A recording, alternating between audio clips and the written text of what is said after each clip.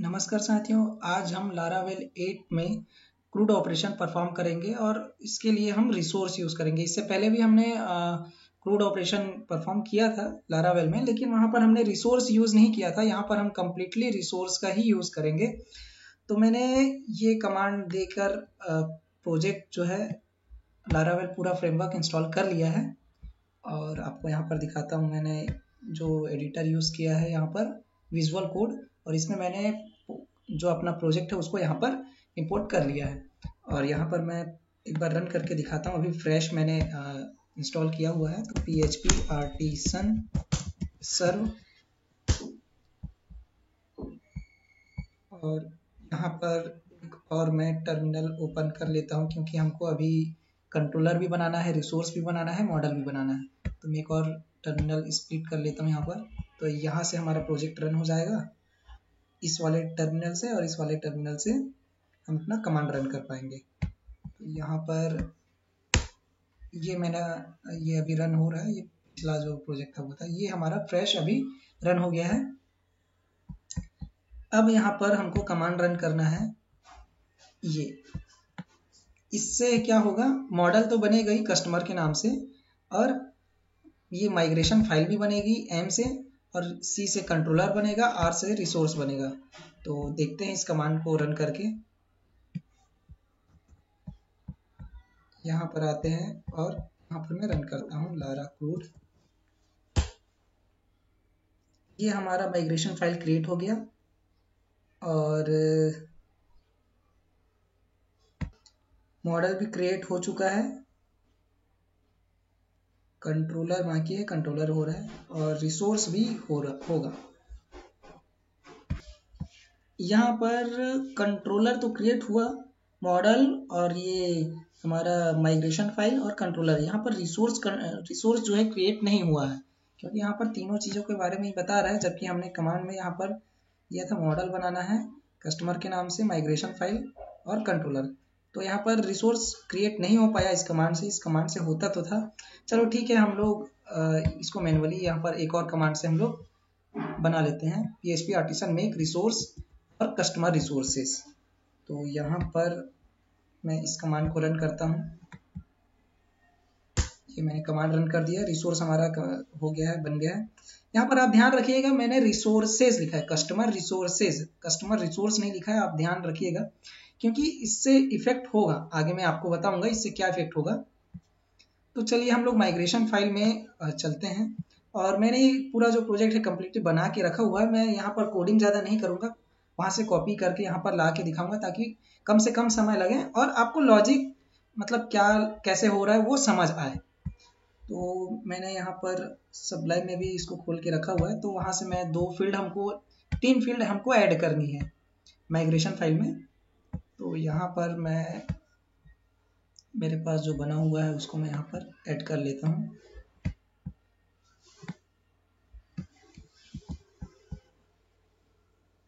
ये मैं सबलाइन एडिटर में ही आपको पूरा बताऊंगा, जो फ्रेश मैंने यहाँ पर अभी आपको दिखाया है वो। यहाँ पर माइग्रेशन फाइल क्रिएट हो गई है। माइग्रेशन फाइल में चलते हैं, डेटाबेस के अंदर माइग्रेशन, और ये यहाँ पर बना होगा लास्ट में कस्टमर के नाम से। तो यहाँ पर आईडी रहेगी, और यहाँ पर तीन फील्ड मैंने ऐड कर दिया है। स्ट्रिंग में नेम रहेगा, स्ट्रिंग में ईमेल रहेगा, और बिग इंटीजर में मोबाइल नंबर, क्योंकि इंटीजर का जो रेंज है वो कम हो जाएगा मोबाइल नंबर के लिए, इसलिए मैंने बिग इंटीजर ले लिया है। तो चलिए इसको रन कर। अच्छा हाँ, यहाँ पर हमको मॉडल में भी जाना है। मॉडल में क्योंकि हमको ये बताना है कि कौन कौन से फील्ड जो है फिलेबल है, मतलब उसको फिल करना है। तो हमको मॉडल में जाना है। तो यहाँ पर आते हैं, और ये मॉडल हमारा कस्टमर के नाम से बना हुआ है। यहाँ पर आने के लिए यहाँ से मैं वापस आके यहाँ से कॉपी ही कर लेता हूँ, क्योंकि हमने पहले से बनाया हुआ है, तो बेवजह इसमें समय हमको नहीं लगाना है। हमारा जो टेबल का नाम मैंने कस्टमर्स होगा ऐसे करके दिया हुआ है, और यहाँ पर तीन फील्ड जो है उसको फिलेवर रखा हुआ है। तो ये हो गया। यहाँ से मैं अपने प्रोजेक्ट में रख लेता हूँ। ये मैंने सेव कर दिया। अब हम लोग ये जो फाइल क्रिएट हुई है, डाटाबेस मैंने बना के रखा हुआ है यहाँ पर लारा क्रूड के नाम से, और इसको हम लोग अपने env फाइल में सेट करते हैं। तो इसका अभी तो यहाँ पर काम माइग्रेशन का बस बचा है, लेकिन पहले सेट करें तभी तो वो डाटाबेस में इफेक्ट होगा। तो यहाँ पर से मैं इसको थोड़ा सा नीचे ला लेता हूँ और env फाइल ये नीचे में है। यहाँ पर हमको डाटाबेस का जो क्रेडेंशियल है वो सेट करना है। तो मेरे डाटाबेस का नाम लारा क्रूड है और यूजर नेम इसका रूट है, पासवर्ड इसका ब्लैंक है। तो ये यहाँ से सेट हो गया। अब हम लोग जब माइग्रेशन रन करेंगे तो हमारा जो वो है माइग्रेशन फाइल वो टेबल में जाके वो उसको परफॉर्म करेगा और टेबल क्रिएट हो जाएगा। तो यहाँ पर से मैंने अभी कॉपी किया था तो ये कॉपी नहीं हो पाया था, इसको कॉपी कर लेते हैं यहाँ से। अब यहाँ पर रन करते हैं ताकि रिसोर्स, एक मिनट, यहाँ पर ये कमांड लिखने के लिए आया नहीं है। रिसोर्स अभी बन रहा है क्या? बन तो गया है, लेकिन यहाँ पर नेक्स्ट कमांड देने के लिए कुछ आ नहीं रहा है। कोई बात नहीं, हम और टर्मिनल ओपन कर सकते हैं।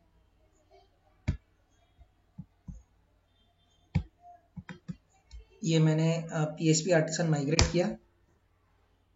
तो हमारा माइग्रेशन जितना फाइल यहाँ पर आपको दिख रहा है, तो यहाँ पर 4 फाइलें हैं, तो यहाँ पर ये सारे इफेक्ट कर गए होंगे। तो हम लोग यहाँ पर चलते हैं और इसको मैं रिफ्रेश करता हूँ वापस। तो लारा क्रूड में टेबल्स ये बन गए हैं और हमारा जो काम है अभी ये कस्टमर वाला जो टेबल है इसमें है। तो नेम, ईमेल, मोबाइल मैंने अभी ऐड किया है और ये तो बाय डिफॉल्ट इसमें पहले से लिखा हुआ था। तो चलिए चलते हैं अपने प्रोजेक्ट की ओर और यहाँ पर इसको रन किया था मैंने। यहाँ पर हम लोग जो रिसोर्स में इवेंट्स होते हैं, एक मिनट आपको दिखाता हूँ। यहाँ पर ये हम लोग आते हैं, एक तो मेरे को व्यू बनाना है अभी, और रिसोर्स किस तरह के एक्शन परफॉर्म करता है वो भी आपको दिखाता हूँ। मैं यहाँ पर लारावेल की वेबसाइट खोल लेता हूँ पहले। लारावेल रिसोर्स एक्शन, ये देख पा रहे हैं रिसोर्स जो है ये 3, 6 और ये 7 तरीके के एक्शन जो है ये रिसोर्स एक्शन परफॉर्म करता है। तो अभी हम लोग सारा तो देखेंगे और यहाँ पर सारा इसलिए ऐसा दिया हुआ है कि ये अलग अलग एक्शन के लिए अलग अलग करने का, लेकिन मैं यहाँ पर आपको जो एक ही पेज में मैं आपको क्रिएट भी दिखाऊंगा और उसी पेज में जो है लिस्ट लाने का भी दिखाऊंगा। और एडिट के लिए हम लोग दूसरा फाइल बना के करेंगे। तो यहाँ पर मैं आपको इंडेक्स में चलता हूँ और जो इंडेक्स बनाना है उसके लिए यहाँ पर मैं क्रूड के नाम से व्यू में चलते हैं। पहले ये रिसोर्सेस के अंदर में यहाँ पर मैं एक फोल्डर बनाता हूँ क्रूड के नाम से। मैंने क्रूड के नाम से बना लिया और मैंने व्यू फाइल पहले से बना के रखी हुई है ताकि कोडिंग में समय ज़्यादा ना लगे। तो उस फाइल को मैं यहाँ पर ला लेता हूँ। तो यहाँ से मेरे को रिसोर्स और ये क्रूड,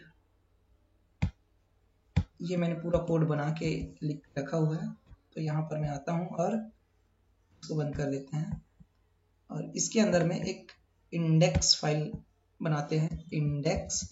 और यहाँ पर हम लारावेल का जो ब्लेड जो इंजन है वो यूज कर रहे हैं। तो यहाँ पर मैं ब्लेड लिखता हूँ, bled.php फाइल है।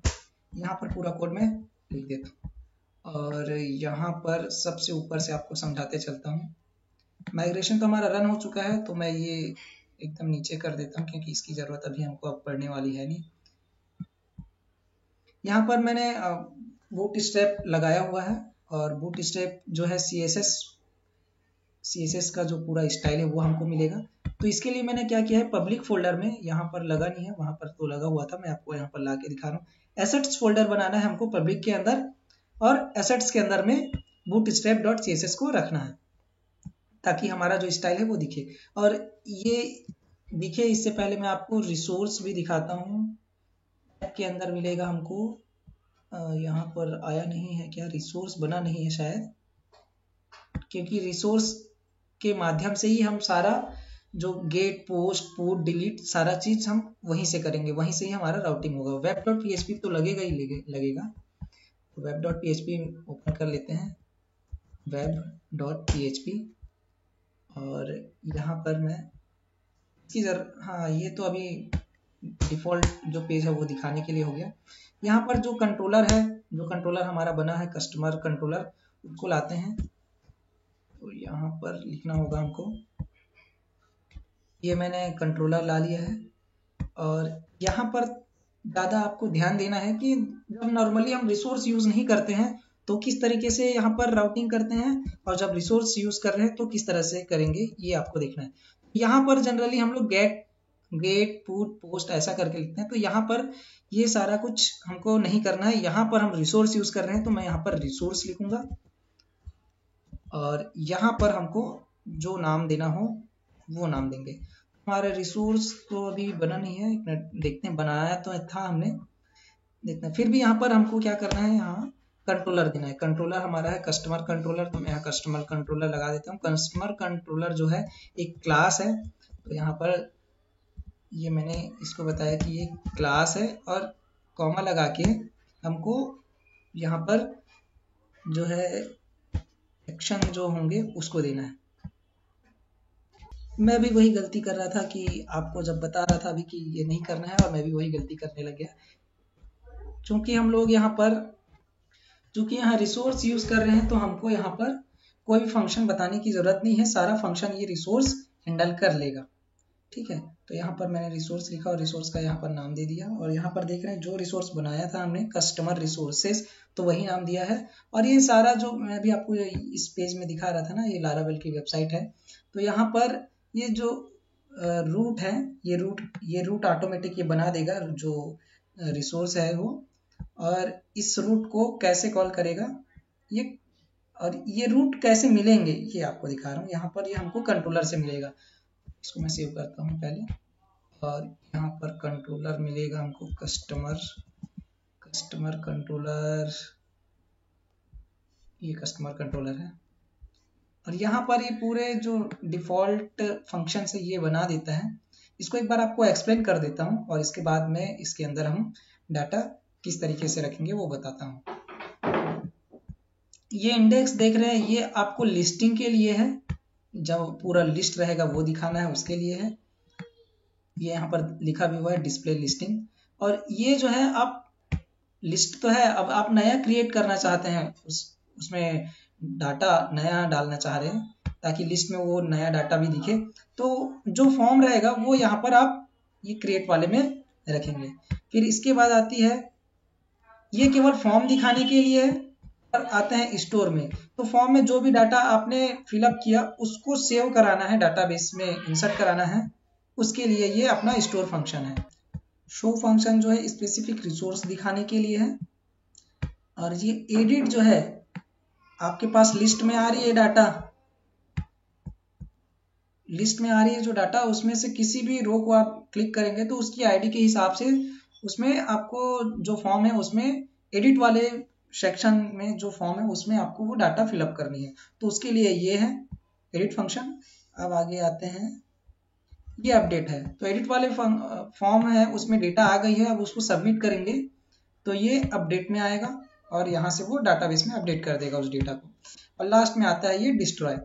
डिस्ट्रॉय में क्या होगा कि जैसे हमने एडिट के लिए जो रो था, एडिट बटन दबाया तो वो एडिट डाटा आया था, वैसे ही वहीं पर डिलीट बटन हम रखेंगे, और डिलीट बटन को जब दबाएंगे तो वो डिस्ट्रॉय फंक्शन को कॉल करेगा और वो जो डेटा है वो डिलीट हो जाएगी।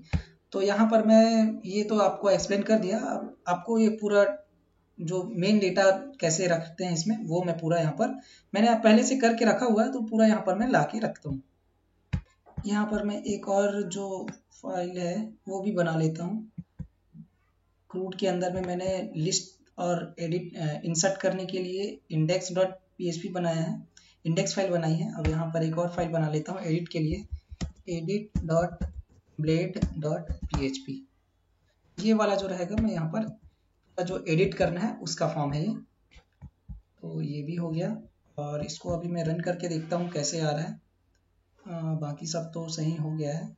रिसोर्स अभी भी आया नहीं है क्या, एक मिनट कंफर्म कर लेते हैं। हाँ, रिसोर्स अब आ गया है। ये हमारा कस्टमर रिसोर्स है, ठीक है, ये हमारा कस्टमर रिसोर्स आ गया। अब मैं आपको कंट्रोलर पे लेके चलता हूँ और यहाँ पर मैंने पूरा जो फंक्शनलिटी है वो यहाँ पर लगा के रखी हुई है। वैलिडेशन यहाँ पर भी लगा देते हैं।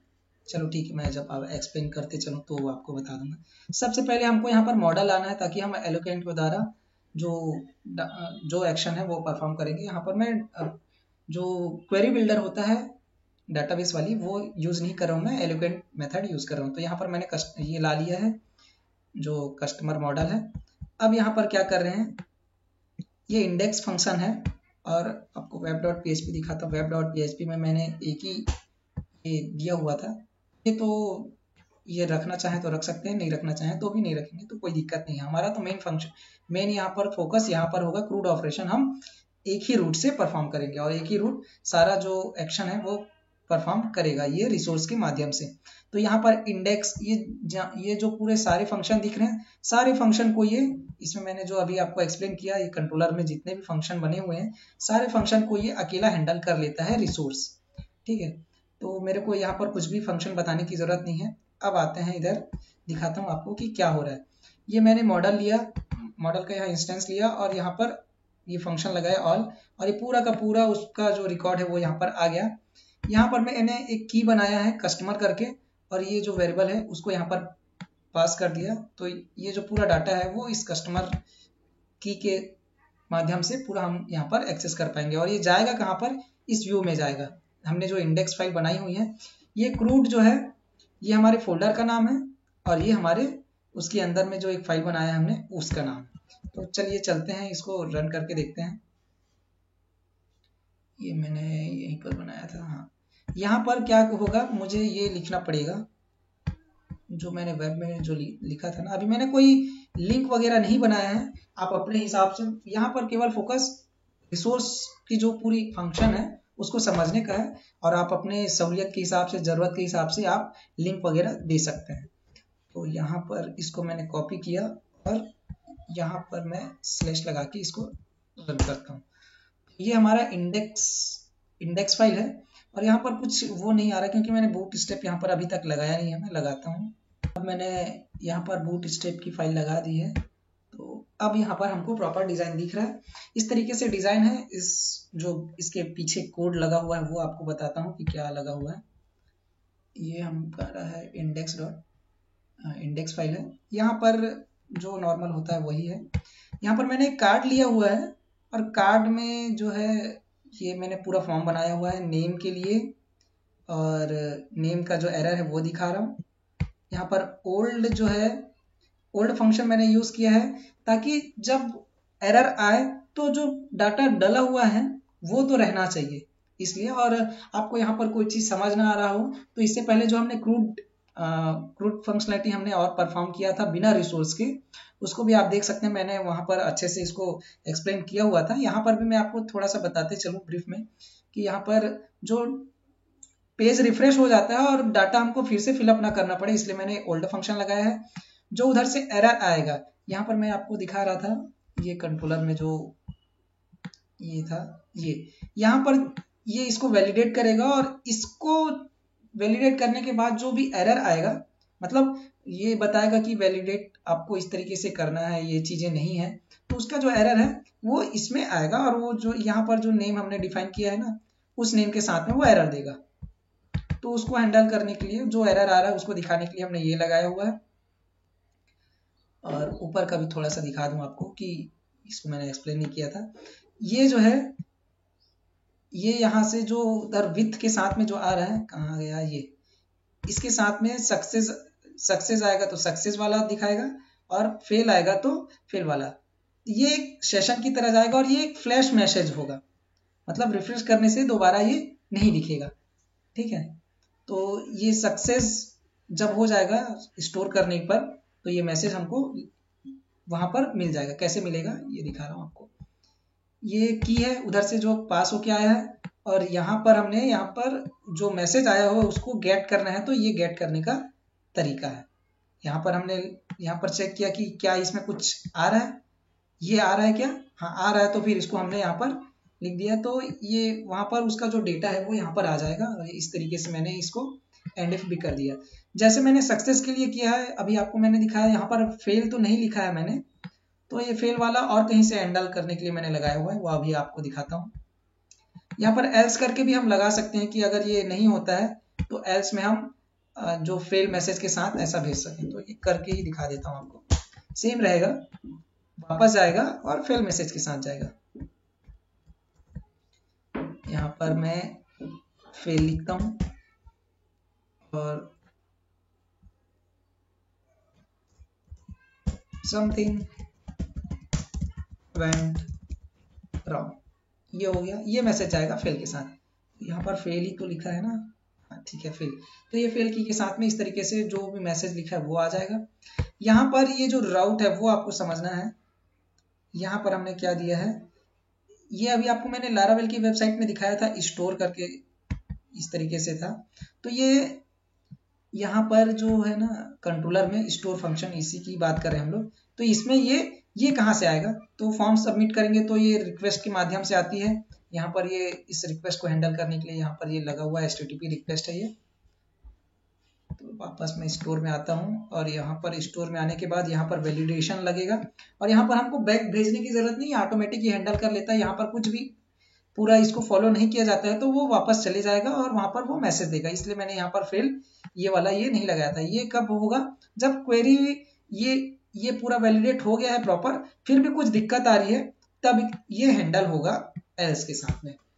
और यहाँ से हमने पूरा लाया हुआ है। हाँ, यहाँ पर मैंने क्या किया, उसका एक ऑब्जेक्ट बनाया है हमारे मॉडल का और यहाँ पर एक वेरिएबल लिया और इस वेरिएबल को लेकर आगे चलते जा रहा हूँ और वहां से जो फॉर्म के साथ में डाटा आई हुई है उसको यहाँ पर मैं रख रहा हूँ।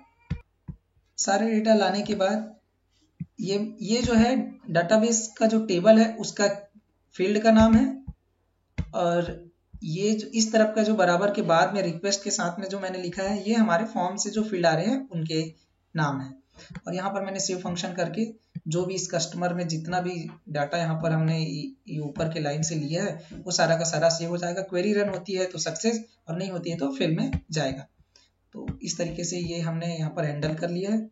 और ये रूट क्या है, ये हमारा रिसोर्स है। मैंने यहाँ पर आपको दिखाया था web.php में यही सारा चीज हैंडल करेगा। गेट, पोस्ट, पुट, डिलीट, सारा चीज यही, डिस्ट्रॉय, सब चीज यही जो रिसोर्स है अकेला करेगा। तो रिसोर्स का नाम देना है हमको और इसको भेजना कहाँ है, इसको भेजना है हमको स्टोर फंक्शन में। कंट्रोलर बताने की जरूरत नहीं है, ये तो हमने बाइंड कर दिया है web.php में। तो ये आ जाएगा इस कंट्रोलर में, ये वाला जो हमारा फंक्शन है स्टोर में, और ये रिक्वेस्ट के साथ में आके पूरा एक्शन परफॉर्म करेगा। ये हमने सेव का देख लिया, एक सेव करके देखते हैं। हमारा टेबल अभी पूरा खाली है। मैं एक डेटा इंसर्ट करता हूँ यहाँ पर। ये मैंने डाटा यहाँ पर फिलअप कर लिया है, सेव करते हैं। तो यहाँ पर कुछ एरर आया हुआ है, माय ऑथ्स, देखते हैं क्या दिक्कत आई है। SQL कुछ डाटा मैंने यहाँ पर इंसर्ट किया हुआ है और एक बार फिर से आपको यहाँ पर करके दिखाता हूँ ताकि आपको भी यहाँ पे समझ आए कि क्या मैसेज आ रहा था। तो यहाँ पर मैंने ए करके दिया और यहाँ पर सेम ईमेल आईडी ही दे यहाँ पर कुछ और ईमेल आईडी देता हूँ मैं, use@abc.com। यहाँ पर कोई नंबर दे देता हूँ मैं। फिर कुछ दिक्कत आ रही है इसमें, ऑथ्स की दिक्कत आ रहा है। एक मिनट चेक करते हैं क्या बार बार ये आ रहा है। मैंने फॉर्म का वैलिडेशन लगाया था तो गलती से मैंने जहाँ से मैंने कॉपी किया हुआ था उसको मैंने हटाया नहीं था, इस वजह से ये जो देख पा रहे हैं ये कुछ नहीं है। यहाँ पर ये जो है मॉडल, ये टेबल का नाम है। तो ये टेबल तो अभी मेरे पास है नहीं और मैंने यहाँ पर लगा दिया है। यहाँ पर हमको अपने टेबल में जो फील्ड है, यहाँ पर हमारे टेबल में जो फील्ड है उस हमारे टेबल का नाम, एक मिनट, कस्टमर है। यहाँ पर हमको कस्टमर करके बताना है।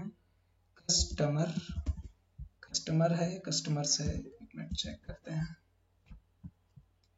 टेबल का नाम तो कस्टमर ही होगा, कस्टमर से, ठीक है, कस्टमर से यहाँ पर देना है ताकि इस टेबल में इस यूनिक की ईमेल को वो चेक कर पाएगा। तो फिर से अब रन करते हैं। अब नहीं आना चाहिए वो एरर। ये आप देख पा रहे हैं कि मैंने जब ये लिखा था और खाली था तो ये मैसेज आया था। मैं फिर से सेव करता हूँ तो इस बार ये लग तो रहा है सेव हो जाएगा। ये सक्सेसफुली इंसर्ट हो गया है। डेटाबेस में चेक करते हैं। ये हमारा कस्टमर टेबल है, कस्टमर्स, लेकिन डेटा यहाँ पर आई नहीं है। ये मैं गलत डेटाबेस देख रहा था, ये वाला नहीं था हमारा, तो लारा क्रूड था। ये है हमारा, यहाँ पर कस्टमर में मैंने जो एंट्री की है, एक एंट्री आ गई है। ठीक है, अब इसको लाना भी है, दिखना भी चाहिए हमारे ये यहाँ पर। तो ये आ भी गया है, जैसे ही मैंने इंसर्ट किया तो ये नीचे में आ भी गया है। ठीक है, और ये लिस्ट लाने के लिए मैंने क्या किया है वो भी आपको दिखाते चलो। तो वापस हम इंडेक्स वाली फाइल पे आते हैं, और इसका काम अभी है नहीं तो इसको मैं नीचे कर लेता हूँ। यहाँ पर मैंने एक चीज़ नहीं बताया था, ये CSRF आपको लगाना है यहाँ पर पड़ेगा, ताकि ये कंफर्म हो कि जो भी आप डाटा सेंड कर रहे हैं रिक्वेस्ट में, HTTP रिक्वेस्ट से जा रही है वो डेटा फॉर्म से आ रही है, ये कंफर्म करना है। अब इधर आते हैं नीचे। यहाँ पर मैंने एक रो लिया है और उसमें एक टेबल बनाया हुआ है। टेबल में क्या किया है, ये फील्ड तो मैंने पहले से ले लिया कि ये फील्ड रहेंगे।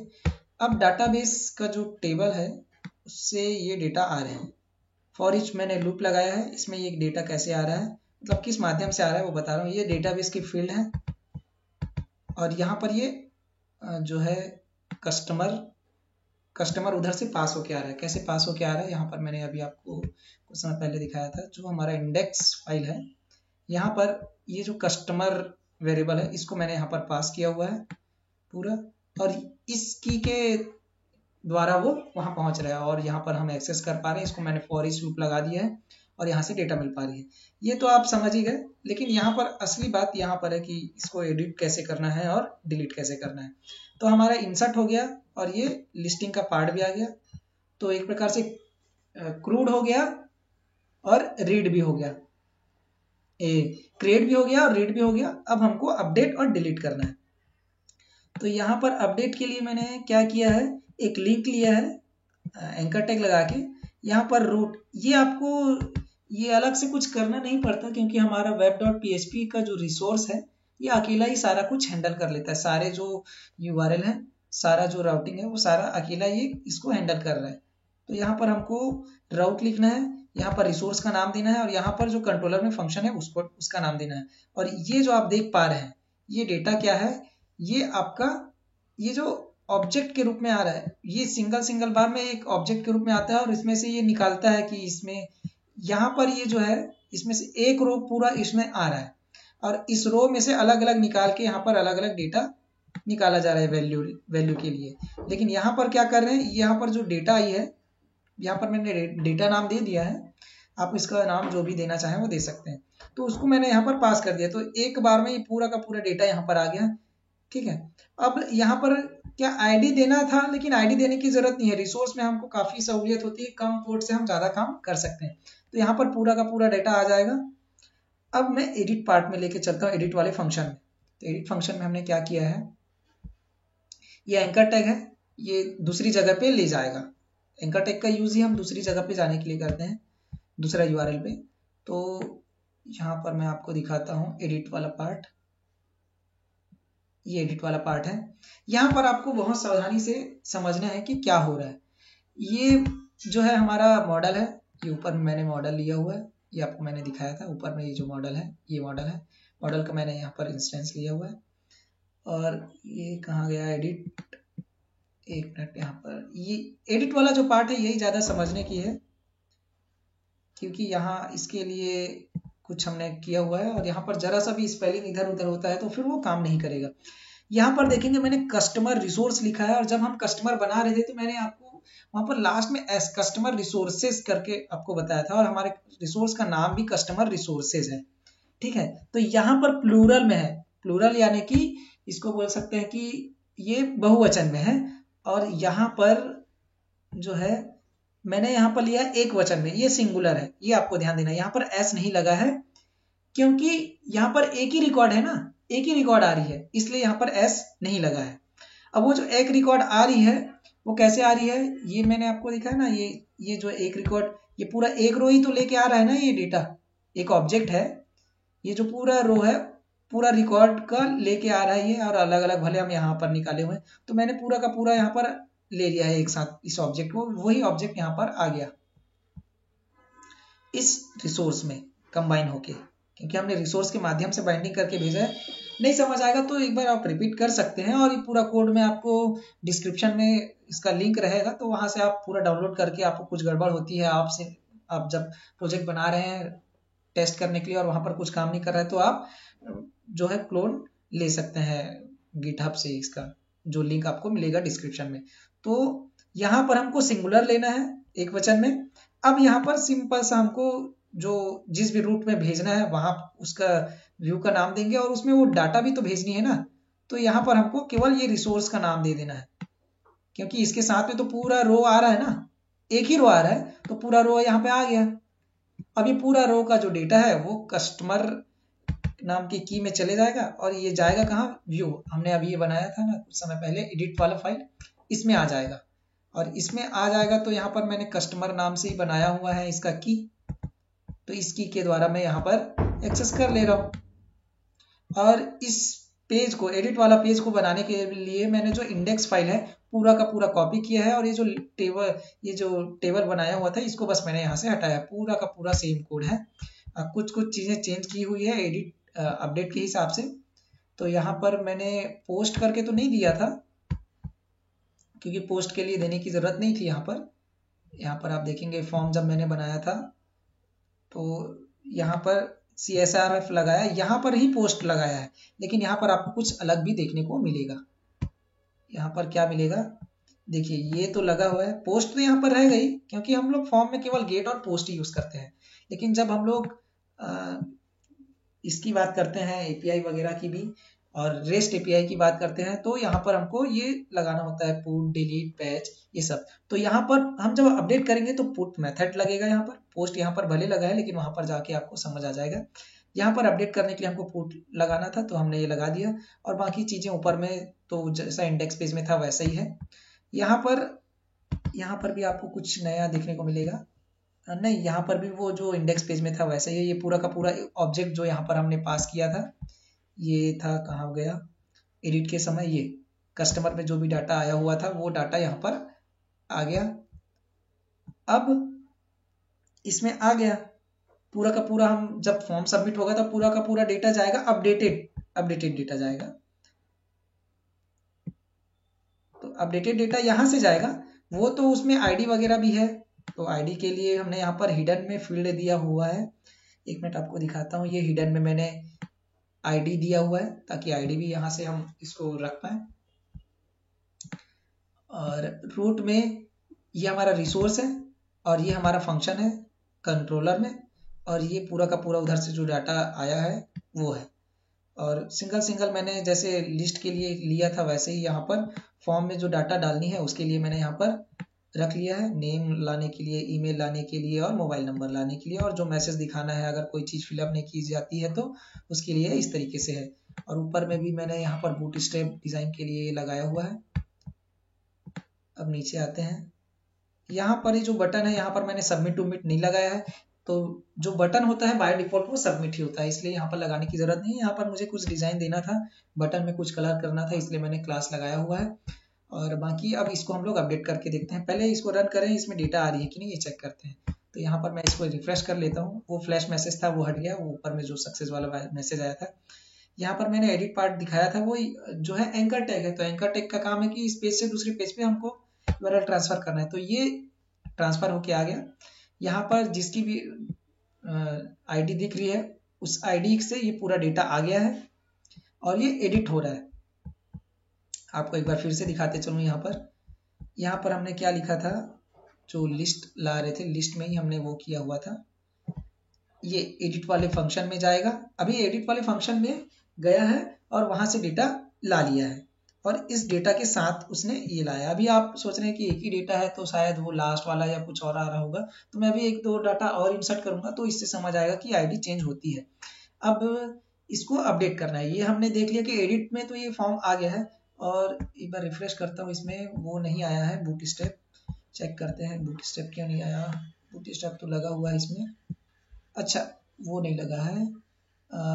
कहाँ एडिट रूट लगाना था, रूट लगाते हैं। अच्छा, रूट में तो नहीं आएगी, एक मिनट ठीक से चेक करते हैं। ठीक है, इसको हम लोग देखेंगे। ये एडिट नहीं आ रही है, इसको अभी रुक जाते हैं, पहले हमारा काम पूरा कर लेते हैं, उसके बाद इसको देखेंगे। जैसे यहाँ पर समझाना आपको रिसोर्स के बारे में है। तो ये हमारा एडिट में डेटा पूरा आ गया है। अब इसको मुझे अपडेट करना है, तो मैं अपडेट करने के लिए आपको कोड लेके चलता हूँ। यहाँ पर मैंने इस फॉर्म में जो डाटा है वो आपको दिखा दिया कि कैसे क्या हो रहा है। अब इसको सबमिट किया जाएगा तो यहाँ पर पुट आपको देना पड़ेगा, CSRF लगाना है, क्योंकि आपको ये फॉर्म से डाटा जारी है, ये ऑथेंटिकेट कराना है। अब आते हैं हम लोग कंट्रोलर में और यहाँ पर अपडेट वाले फंक्शन पे। ये अपडेट वाला फंक्शन है। यहाँ पर तो आपको ये जो पूरा लिखा हुआ है ये पूरा बन के ही आता है। बस यहाँ पर मैंने, मेरा रिसोर्स अलग है तो मैंने रिसोर्स के हिसाब से यहाँ पर चेंज किया है। कस्टमर भी पहले से नहीं रहता है, यहाँ पर कुछ और ही रहता है। तो जब आप नया फॉर्म नया कंट्रोलर बनाते हैं तो मैंने आपको शुरू में दिखाया था, तो यहाँ पर मैंने अपने रिसोर्स वगैरह के हिसाब से मैंने यहाँ पर कुछ चेंजेस की हुई है। जैसे कि ये हमारे मॉडल का नाम है, मॉडल का इंस्टेंस है। यहाँ पर हमारा जो रिसोर्स है वो मैंने यहाँ पर दिया है सिंगुलर रूप में, और यहाँ पर भी मैं ये सेम वैलिडेशन है वो लगा देता हूँ। और इस बार ये गलती नहीं होगी क्योंकि इसमें मैंने अपना टेबल लगाया हुआ है, मैंने कहीं से कॉपी कर लिया था तो वो गड़बड़ हो गई थी। तो यहाँ पर वैलिडेशन इस तरीके से लगाना ठीक नहीं है। ये प्रॉपर मेथड है, जो मेथड हमको मिल रहा है प्रॉपर पहले से, तो वो डिफॉल्ट मेथड हम यूज करें तो काफी हमको सहूलियत होगी। लारावेल ये प्रोवाइड कर रहा है। और यहाँ पर आने के बाद जो भी डेटा आ रहा है ये तो रिक्वेस्ट से आ रही है, जो भी फॉर्म से डेटा आती है तो वो रिक्वेस्ट से आती है, तो रिक्वेस्ट से आती है तो यहाँ पर हमने लगा लिया है। अब इस बार क्या हो रहा है, ये उल्टे हाथ में क्या हो रहा है, ये जो डाटा है, ये जो वेरिएबल आप देख पा रहे हैं रिसोर्स का, इसको मैंने यहाँ पर लिया और सिंगल सिंगल करके ये जो है टेबल के जो फील्ड है वो मैंने पहले ही बताया था जब हमने स्टोर मेथड में काम किया था। और ये उधर से जो आ रही है वो डेटा है फॉर्म से। यहाँ पर ये रिसोर्स का जो सिंगुलर यहाँ पर ऑब्जेक्ट मैंने यहाँ पर लिया हुआ है उसमें ये एक एक करके डाल रहा हूँ। और यहाँ पर अपडेट फंक्शन नहीं लिख रहे हैं, सेव ही लिख रहे हैं, और ये हमको अपडेट ही करेगा। ठीक है, और ये अपडेट किस बेस पे करेगा, कोई आईडी के बेस पे तो करना चाहिए ना। तो इसमें तो सारा आईडी पूरा डेटा इसमें आया हुआ है, तो इसमें आईडी तो हम चेंज कर नहीं रहे हैं, आईडी तो इसमें है ही। बाकी जो डेटा है वो इसके साथ से रिप्लेस कर दे रहा है। जैसे कि जो पहले डेटा था, जो भी डेटा था, जैसे जो भी पहले नाम था वो नाम अभी नया नाम इसमें आके जुड़ जा रहा है, तो वो पहले नाम को, पहले जो था उसको ये अभी वाला रिप्लेस कर दे रहा है, और इसमें आईडी है ही। तो इस तरीके से वो इसमें बहुत कम कोड में हम लोग अपडेट भी कर पाएंगे। और इसको मैं वापस भेज रहा हूँ कहाँ पर, ये इंडेक्स पेज में भेजूंगा, क्योंकि वो अपडेट करके हमको, अच्छा यहाँ पर डबल लग गया सेमीकोलन, अपडेट करके वापस इंडेक्स पेज में दिखना चाहिए कि हाँ लिस्ट वहां पर हम दिखाए रहे, अपडेटेड लिस्ट है ये दिखनी चाहिए। तो वापस मैं चलता हूँ और इसको देखते हैं ये प्रॉपर काम कर रहा है क्या। मैं रिफ्रेश कर लेता हूँ और यहाँ पर मैं लिखता हूँ अपडेट, अपडेटेड, मैंने सेव किया तो ईमेल पहले से ले लिया गया है ऐसा करके बता रहा है। अच्छा, ऐसे हमने इसमें जो है वो चेक कर रहा है यूनिक है क्या करके। तो यहाँ पर ना यूनिक वाली चीज नहीं लगानी है, अपडेट में आपको यूनिक थोड़ी ना करना है। तो इसमें से मैं इस यूनिक वाला जो कीवर्ड है उसको हटा देता हूँ, क्योंकि हम तो अपडेट कर रहे हैं तो सेम ईमेल तो रहेगा ही रहेगा भाई। ईमेल को तो हम ज्यादातर चेंज करते नहीं है, तो यहाँ पर से मैंने जो यूनिक था वो कीवर्ड हटा दिया है। और अब मैं सेव करता हूँ तो ये अपडेटेड सक्सेसफुली दिखा रहा है। और यहाँ पर एक बार फिर से रिफ्रेश करता हूँ, अपडेटेड मैसेज आया नहीं। ओहो, एक मिनट फिर से वो करता हूँ मैं, क्योंकि मैंने वो यहाँ पर अपडेट वाला जो था उससे पहले था वो लगाया नहीं था, क्योंकि ये मैसेज आ गया था। ये मैंने फिर से सेव किया, इस बार ये अपडेटेड की जो मैंने नया इसमें अपडेट किया था वो भी आ गया, अपडेटेड सक्सेसफुली भी आ गया। तो हमारा क्रिएट हो गया, रीड हो गया, अपडेट भी हो गया। अब हम लोग डिलीट पार्ट में आते हैं। तो डिलीट पार्ट में क्या करना है, एडिट का पार्ट हो गया, एडिट वाले पेज में नहीं जाऊंगा मैं। हाँ, वहां पर वो CSS नहीं आ रही थी, उसको एक बार मैं प्रयास करूंगा, नहीं हो पाएगा तो कोई दिक्कत नहीं है, वहां हो सकता है कुछ इशू होगा। तो अभी हम लोग डिलीट में आते हैं और हम लोग रिसोर्स पे ही फोकस करते हैं। यहाँ पर क्या हुआ है, इसको फॉर्म में लेना ही बेहतर है, क्योंकि इसको आप लिंक से कर सकते हैं, लेकिन इस तरह से करना सिक्योरिटी के हिसाब से पोस्ट मेथड से करें तो बेस्ट है। तो यहाँ पर देखेंगे, जैसे मैंने एडिट के लिए दिखाया था प्रूफ था, तो यहाँ पर डिलीट कर रहे हैं तो मैंने मेथड यहाँ पर @ लगाकर डिलीट लिखा हुआ है। और यहाँ पर भी जैसा इस तरह यहाँ पर रूट था वैसा ही सेम चीज यहाँ पर है, बस मैंने मेथड का नाम यहाँ पर चेंज किया हुआ है। यहाँ पर जो एडिट दिख रहा है ये कंट्रोलर का फंक्शन है, ये भी कंट्रोलर का ही फंक्शन है, ठीक है। तो डिस्ट्रॉय फंक्शन में चलते हैं और ये पूरे डेटा के साथ जाएगा। जैसे एडिट के साथ आपने देखा था कि पूरा का ये जो ऑब्जेक्ट है पूरे डेटा को लेके चलता है, वैसे यहाँ पर डिस्ट्रॉय में भी जाएगा।